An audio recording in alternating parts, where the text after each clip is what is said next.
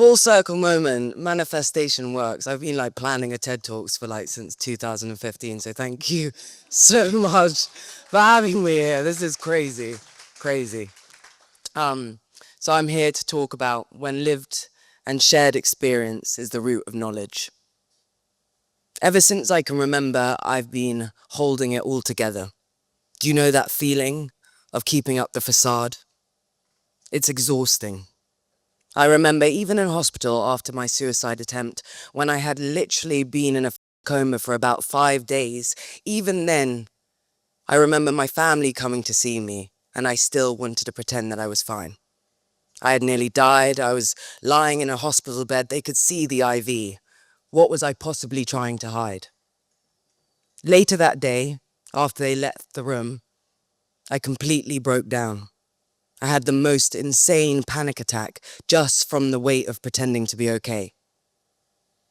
At that point, even around the closest people in my life, the people that meant the most to me, I was more concerned with their perception of me than what it felt like to be alone with myself.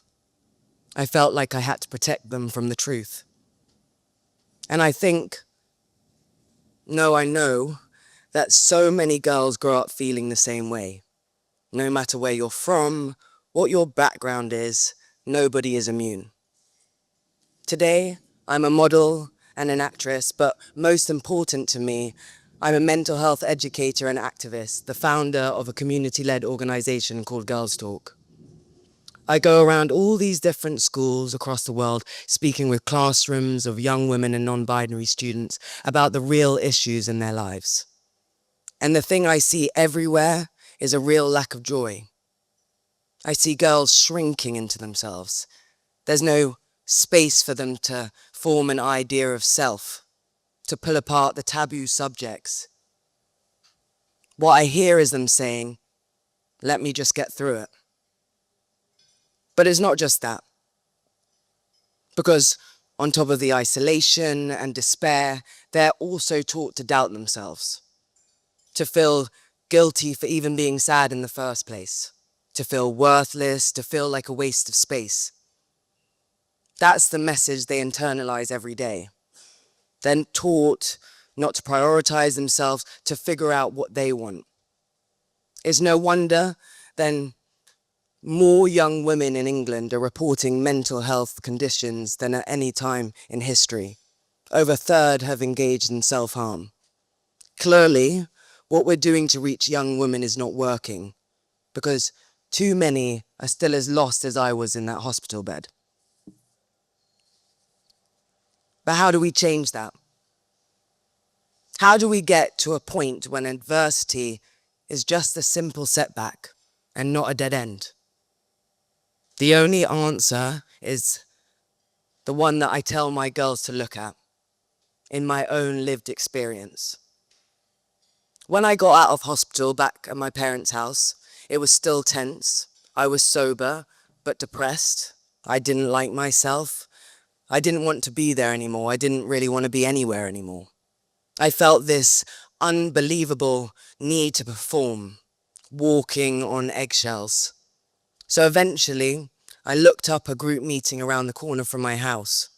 I didn't look up the details. I didn't give myself any excuse not to go. I just showed up.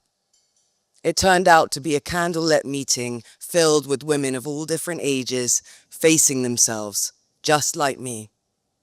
I sat in awe. It was sheer luck that I would walk into that meeting exactly when I needed it the most. To be honest, I don't think I even shared my story. I shared something completely unrelated to my suicide attempt, but something that had been giving me immense amounts of shame. Before I spoke, I imagined that everyone would pull away, shun me, like some sort of film. They would turn their backs on me. Instead, it didn't faze anyone. They nodded. They were like, yeah, man, welcome to the gang. Exactly the opposite of what I had imagined.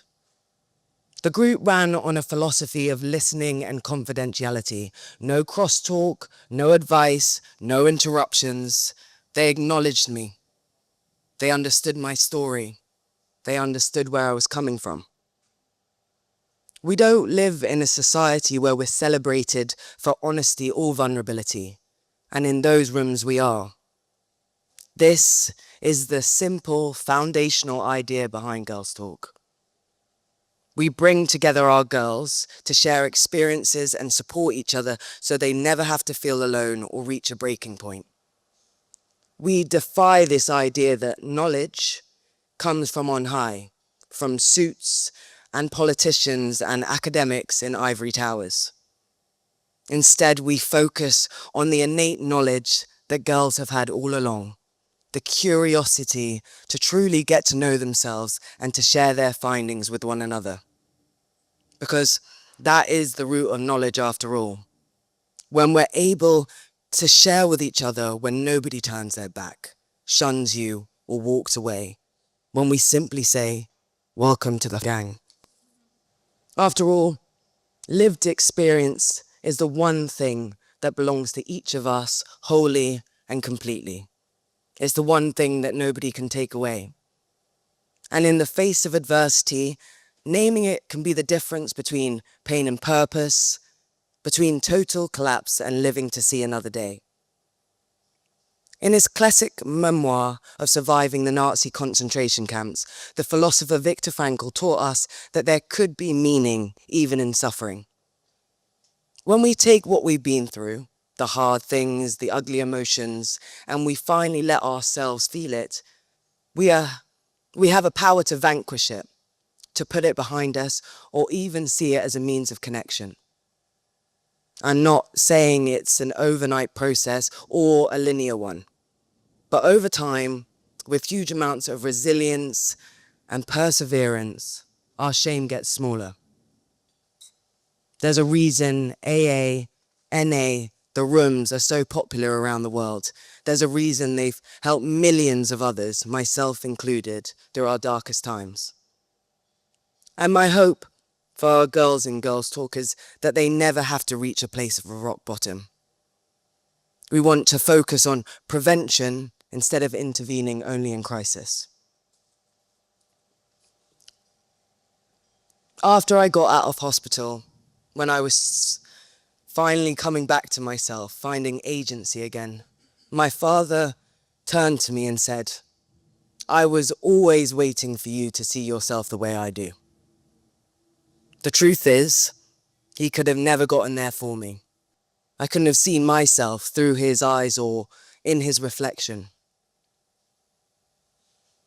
The only way I could have seen myself happy, thriving, getting better, is by myself. And I've been thinking about that a lot as a new parent. My daughter Shai is just over a year old. I feel tied to her in ways that I can't explain. The love is terrifying, all-consuming, just too hard to put into words. I want to keep her safe forever. I don't want her to go through everything I've gone through, but at the same time, I know she's not an extension of me. She's her own person, with her own personality, her own opinions, her own life. One day she'll be in environments that are completely out of my control. She'll make mistakes like we all do. Life will throw her curveballs like it always does. She'll have heartbreak and hormones. She'll feel left out. She'll feel not enough. What can I pass down as a parent? And what is for her to experience herself? I don't want history to repeat itself. What I want is for Shai to know herself, to have agency, to have so much trust in her own lived experience, so much faith in her own knowledge, and so much space to share it with the people around her that she can rise to any occasion. I want her to know herself and to know what she wants, because that's the only thing that's really brought me closer to this self-love that everyone blabs on about. The reality is, as a parent, there's only so much that we can pass down. I can't protect her from life, but I can build an environment where she feels safe to be real, where she knows she can be honest, messy, imperfect, and still loved. The rest is for her to experience herself. What a gift for the rest of us, eh? To glean lessons from the knowledge that she one day shares. Thank you.